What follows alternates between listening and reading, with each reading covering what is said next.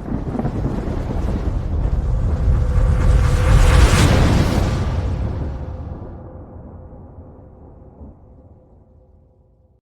Dear students, तो आज हम डिस्कस करने वाले हैं हमारे नेक्स्ट ऑर्गेनेली के बारे में, जिसका नाम है गोल्जी बॉडी। क्या नाम है? Golgi bodies. सबसे पहले हम इसकी डिस्कवरी के बारे में जान लेते हैं कि इसकी डिस्कवरी कब और किसने की थी। तो जो गोल्जी बॉडीज है, इसकी डिस्कवरी हुई थी 1898 के अंदर। कब हुई थी? 1898 के अंदर। और किसने की थी? कैमिलो गोल्जी ने। किसने की थी? कैमिलो गोल्जी ने। ठीक है। और इसका नाम गोल्जी बॉडीज क्यों रखा गया? क्योंकि इसको डिस्कवर करने वाले व्यक्ति का नाम क्या था? कैमिलो गोल्जी था। इसीलिए इस ऑर्गेनेली का नाम उसने अपने नाम के ऊपर ही रख दिया। क्या रख दिया? Golgi bodies. अब हम इसकी थोड़ी स्ट्रक्चर और लोकेशन के बारे में जान लेते हैं कि ये कहाँ और कैसे पाया जाता है। तो देखिए, सेल के अंदर न्यूक्लियस होता है। न्यूक्लियस के बाहर एंडोप्लाज्मिक रेटिकुलम यानी ट्यूब लाइक स्ट्रक्चर पाई जाती है, जिनको हम क्या कहते हैं? Endoplasmic reticulum. और एंडोप्लाज्मिक रेटिकुलम टू टाइप की होती है। एक तो होती है रफ एंडोप्लाज्मिक रेटिकुलम और एक होती है स्मूथ एंडोप्लाज्मिक रेटिकुलम।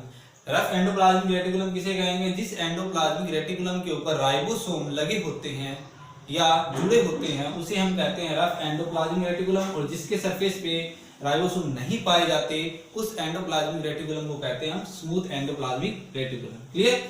अब जिस तरीके से tube like structure of endoplasmic या एंडोप्लाज्मिक रेटिकुलम होती है, same as it is back के अंदर फ्लैट ट्यूब लाइक सक्स।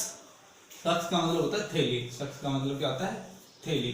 ट्यूब लाइक सक्स पाए जाते हैं जो बिल्कुल फ्लैट होते हैं। और ये कहां पाए जाते हैं? रफ एंडोप्लाज्मिक रेटिकुलम के बिल्कुल पास पाए जाते हैं। और इसी स्ट्रक्चर को क्या बोला गया? गोल्जी बॉडी बोला गया। क्या बोला गया? Golgi body. जिस तरीके से हमने एंडोप्लाज्मिक रेटिकुलम के अंदर उन ट्यूब को क्या बोला था? सिस्टर्नी बोला था। Same as it is way के अंदर इसकी ट्यूब को भी क्या बोला जाता है? सिस्टर्नी बोला जाता है। और ये बिल्कुल फ्लैट होती है। एंडोप्लाज्मिक रेटिकुलम या फिर एंडोप्लाज्मिक रेटिकुलम और जो गोल्जी बॉडीज है, इनके अंदर एक छोटा सा डिफरेंस है। वो क्या है कि जो एंडोप्लाज्मिक रेटिकुलम होती है, ये आपस में इंटरकनेक्टेड होती है। ये आपस में इंटरकनेक्टेड होती है। लेकिन जो गोल्जी बॉडीज होती है, ये आपस में इंटरकनेक्टेड नहीं होती, ये सेपरेट होती है, अलग अलग। क्लियर?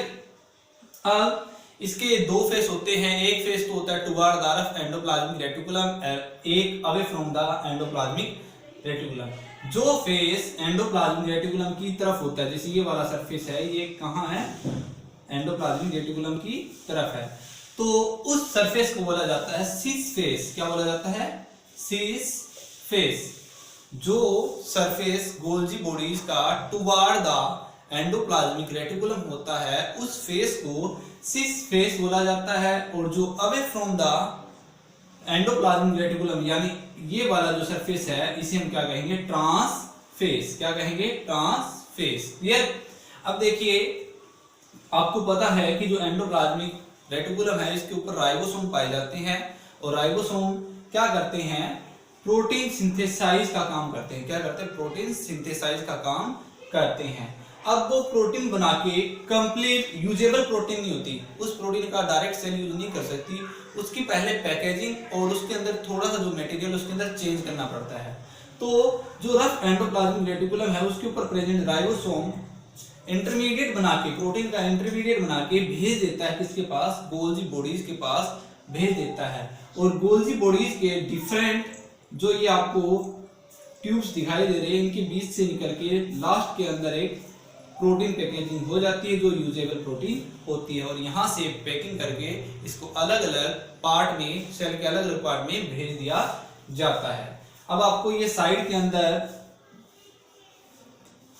राउंड फिगर में स्ट्रक्चर दिखाई दे रही होगी, इनको बोला जाता है वेसिकल्स। क्या बोला जाता है? वेसिकल्स। वेसिकल्स भी एक सक्स ही होता है, एक थैली होती है, जिसके अंदर अलग अलग मटेरियल पाया जाता है, like enzyme, carbohydrate, protein. Clear? ये भी गोल्जी बॉडीज के साथ ही पाया जाता है। ये गोल्जी बॉडीज को बनाने में और साथ में प्रोटीन को पैकेजिंग करने में हेल्प करता है। क्लियर? अब थोड़ा सा हम जान लेते हैं गोल्जी बॉडीज की कंपोजिशन के बारे में कि जो गोल्जी बॉडीज है वो किन किन चीजों से मिलकर बनी होती है। तो जो सेल के अंदर मैक्सिमम जितने भी ऑर्गेनेलीज है या फिर सेल मेम्ब्रेन या जितनी भी मेम्ब्रेन है वो सारी की सारी लिपिड और प्रोटीन से बनी होती है। तो same as it is way के अंदर जो गोल्जी बॉडी है उसके अंदर प्रोटीन पाई जाती है, लिपिड पाया जाता है और एंजाइम पाया जाता है। क्लियर? ये तीन चीजों से मिलके गोल्जी बॉडी बनी होती है। अब देखिए ये वाली जो आपको ट्यूब लाइक स्ट्रक्चर दिखाई दे रही है, गोल्जी बॉडी है, और ये साइड में दिखाई दे रही है, इन्हें क्या कहा जाता है? वेसिकल, जिसके अंदर एंजाइम, कार्बोहाइड्रेट एटसेट्रा चीजें पाई जाती है। जब इन दोनों चीजों को हम जोड़ देते हैं तो हमारे पास बनता है गोल्जी कॉम्प्लेक्स। क्या बनता है? Golgi complex. गोल्जी कॉम्प्लेक्स दो चीजों से मिलकर बना होता है, एक तो गोल्जी बॉडीज, दूसरा है वेसिकल्स। जब इन दोनों चीजों को हम ऐड कर देते हैं तो पूरी स्ट्रक्चर को क्या कहा जाएगा? Golgi complex. क्लियर? नेक्स्ट देखिए, अब जो गोल्जी बॉडीज है ये सीक्रेशन का काम भी करती है। सीक्रेशन का मतलब ये एक पदार्थ भी छोड़ती है, एक मैटर छोड़ती है, सीक्रेट करती है, जैसे पेक्टिन। क्या है? पेक्टिन। क्लियर? पेक्टिन के पैक बनाकर या फिर छोटे छोटे पैकेट बनाकर ये भेज देती है सेल मेम्ब्रेन के पास, और सेल मेम्ब्रेन से सेक्रेट होके सेल मेम्ब्रेन के चारों ओर एक और बाल बन जाती है प्लांट सेल के अंदर, खासकर जिसको हम बोलते हैं सेल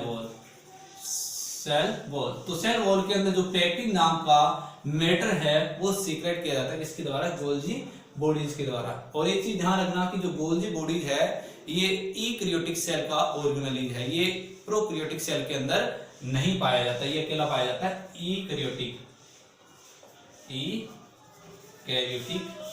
सेल के अंदर पाया जाता है, ये प्रोकैरियोटिक सेल में नहीं पाया जाता। क्लियर? प्रोकैरियोटिक सेल में और यूकैरियोटिक सेल में जो कॉमन ऑर्गेनेल है उसका नाम है राइबोसोम। लेकिन अब हम नेक्स्ट जितने भी ऑर्गेनेल पढ़ेंगे वो मैक्सिमम पाए जाते हैं यूकैरियोटिक सेल के अंदर। क्लियर? ये थी structure and composition of Golgi bodies. Next देखिए फंक्शन ऑफ गोल्जी बॉडीज। क्या फंक्शन है? तो फंक्शन क्या है? पहला फंक्शन है transportation of protein, lipid, carbohydrate. यानी सेल के अंदर जितनी भी प्रोटीन होती है, लिपिड होती है, कार्बोहाइड्रेट होती है, उनको इधर उधर पहुंचाने का काम किसका होता है? गोल्जी बॉडीज का होता है। यही एक जगह से दूसरी जगह इन मटेरियल को ट्रांसफर करती है। क्लियर? तो ट्रांसपोर्टेशन का काम किसका होता है? गोल्जी बॉडीज का। सेकंड है मॉडिफिकेशन। सेकंड क्या है? मॉडिफिकेशन।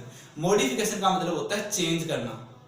मॉडिफिकेशन का मतलब क्या होता है? चेंज करना। किसके अंदर? मटेरियल के अंदर। किसके अंदर? मटेरियल के अंदर, लाइक प्रोटीन, लिपिड, कार्बोहाइड्रेट। कई बार क्या होता है जो राइबोसोम प्रोटीन बनाता है वो कंप्लीट रूप से प्रोटीन नहीं बन पाती, उसके अंदर कुछ एक चीजों की कमी रह जाती है, लाइक कार्बोहाइड्रेट की कमी रह जाती है, एंजाइम्स की कमी रह जाती है। तो इन चीजों को ऐड करने का काम या फिर राइबोसोम के द्वारा बनाई गई प्रोटीन के अंदर मॉडिफाई करने का काम कौन करता है? यही गोल्जी बॉडीज करती है, जो राइबोसोम को यहाँ से इंटरमीडिएट प्रोटीन को भेजता है, फिर आगे उसके अंदर जो मॉडिफिकेशन होती है, जितनी भी एंजाइम इंक्लूड होते हैं या फिर कार्बोहाइड्रेट डाले जाते हैं, वो सारे के सारे इसी गोल्जी बॉडीज के द्वारा डाले जाते हैं। Next is packaging. मतलब कि जो प्रोटीन है या फिर अदर जो मटेरियल है इनके पैकेट बनाता कौन है? गोल्जी बॉडीज ही बनाती है। ये डायरेक्ट प्रोटीन बनाता है राइबोसोम, लेकिन उनको पैकेजिंग करने का काम कौन करता है? जो हमारा गोल्जी बॉडीज है ये करता है। क्लियर? ये थे हमारे फंक्शन ऑफ गोल्जी बॉडीज। इसके तीन फंक्शन है, ट्रांसपोर्टेशन, मॉडिफिकेशन एंड पैकेजिंग। किसका? Material like protein, lipid, carbohydrate. Clear? ये था हमारा organelle Golgi bodies. Thank you.